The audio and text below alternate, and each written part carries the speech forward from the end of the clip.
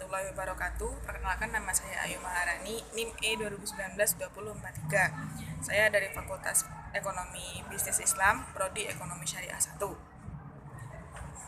Di sini saya akan mereview sedikit tentang ekonomi makro yang dijelaskan oleh Pak Wadud.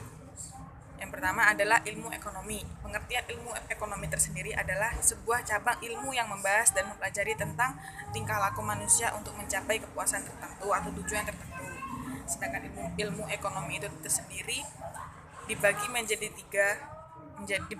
tiga. Yang pertama deskriptif, terapan, dan teori.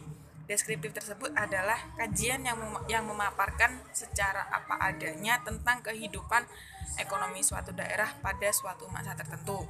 Yang kedua, ilmu ekonomi terapan, yaitu ilmu ekonomi yang membahas penerapan ilmu ekonomi dalam suatu rumah tangga produksi. Yang ketiga yaitu ilmu ekonomi teori, yaitu ilmu ekonomi yang membahas gejala yang timbul akibat perbuatan manusia dalam usahanya menyejahterakan kehidupan. Kemudian ilmu ekonomi itu dibagi menjadi dua, ekonomi makro dan ekonomi mikro. Ekonomi makro itu mempelajari perilaku konsumen.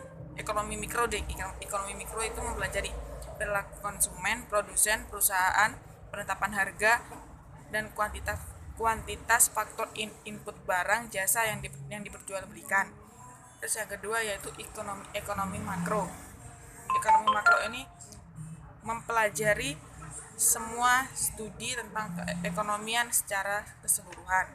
Konsep dasar ekonomi: yang pertama pendapatan dan pengeluaran, yang kedua pengangguran, yang ketiga uang dan fungsinya, yang keempat inflasi dan deflasi, yang kelima permintaan agregat dan penawaran agregat, yang keenam keseimbangan pasar barang dan pasar uang, yang ketujuh ekspor dan impor.